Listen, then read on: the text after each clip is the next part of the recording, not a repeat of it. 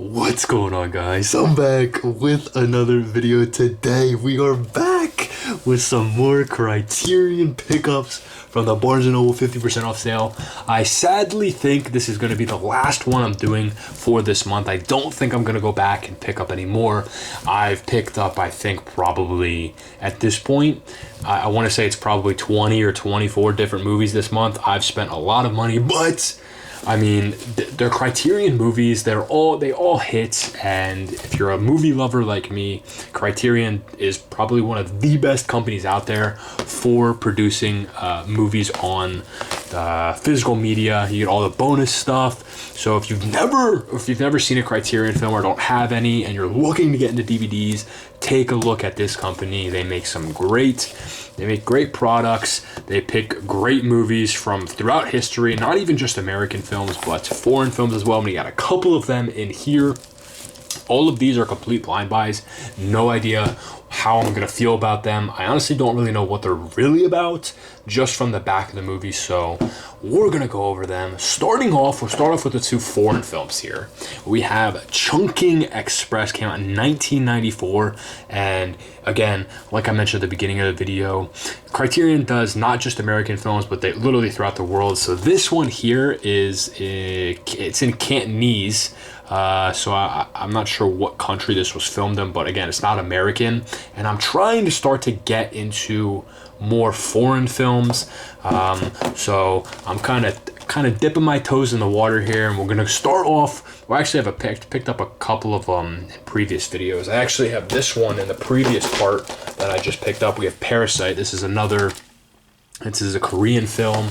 I think that was my first. No, I think I picked up a French film as well. I'm not sure where that is, but this one here is about a jilted ex-lovers cross paths at the Midnight Express takeout food stand where the ethereal pixie waitress works. I thought that was going to be a longer sentence, but it wasn't.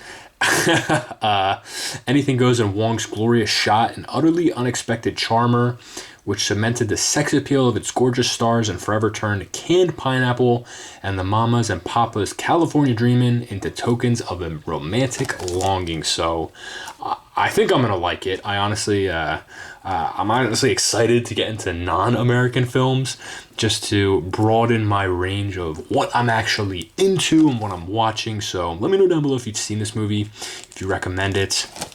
I think I'm gonna like it. So that one there. The next foreign film I picked up, we have Solaris here. This came out in 1972. I was actually kind of rushing out of Barnes & Noble when I was looking through movies. I had to be somewhere, and I saw this, and it's actually in Russian. It's close to a 3-hour movie. I just realized that. But the thing that caught my interest with this movie was that it's I guess not like a psychological movie, but there's a cosmonaut and a psychologist.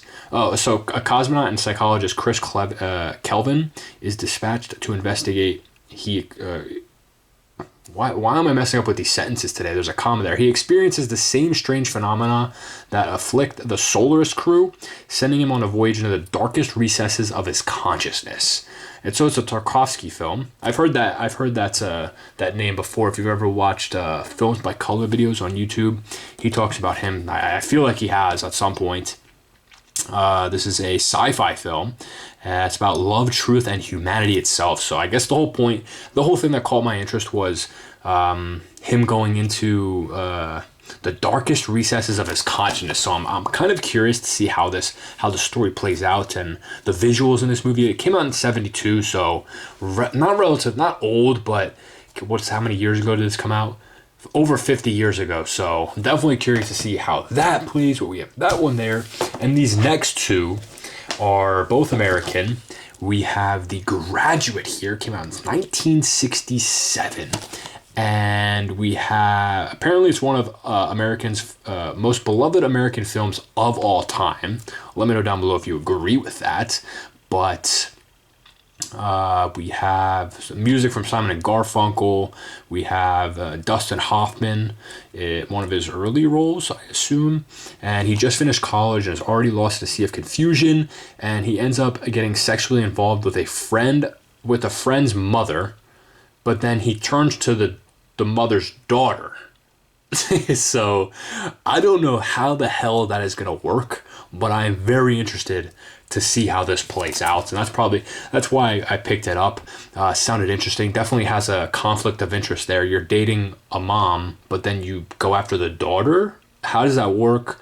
I'm very curious to see this, but yeah, we have The Graduate there, and this one I was actually very excited to pick up because I had never heard of this movie. It literally was sitting on the shelf, and I was like, wait a minute, that looks nice. I like the artwork on it. But the reason why I picked up this movie, and honestly, it's the reason why I love going to stores and actually looking through the shelves, because for one, I probably would have never found this on a streaming platform, for one. Two, the thing that I love about looking at in-person stuff is you get to turn it around, you get to see what it's about, you get to see who's in it, what year it was made, how, you know what I mean? You get all this extra stuff that kind of helps with picking out what you want. And if you notice here, there's one person in this movie, Laura Flynn Boyle. I saw that name and I was like, I'm getting this movie. And if you don't know who that is, if you've ever seen Twin Peaks, the original show, seasons 1 and 2, she plays Donna Hayward in Twin Peaks. So I picked it up. That's literally the only reason why I picked this up. And well, maybe not the only reason. It's about Jersey deviants, misfits. I guess it just goes through. I guess. I'm kind of reading through this for the first time. I kind of picked this and I just picked it up when I saw that name. I was like, I'm having this. I guess it's one of the most controversial films of the 1990s. So I'm more excited to watch this movie now. But yeah, that is my pickups for this haul. Probably gonna be my final one for the month of July for Criterion. Let me know down below if you've seen any of these movies, if you have any of them, or if you recommend any other ones for a future sale. Barnes & Noble does these sales twice a year. I think the next one's in December, so in about 5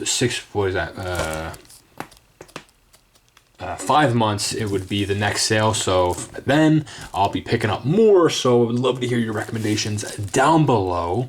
Yeah, that's the video. Thank you guys for watching. Stay tuned till the next one and make sure to keep yourselves worthy.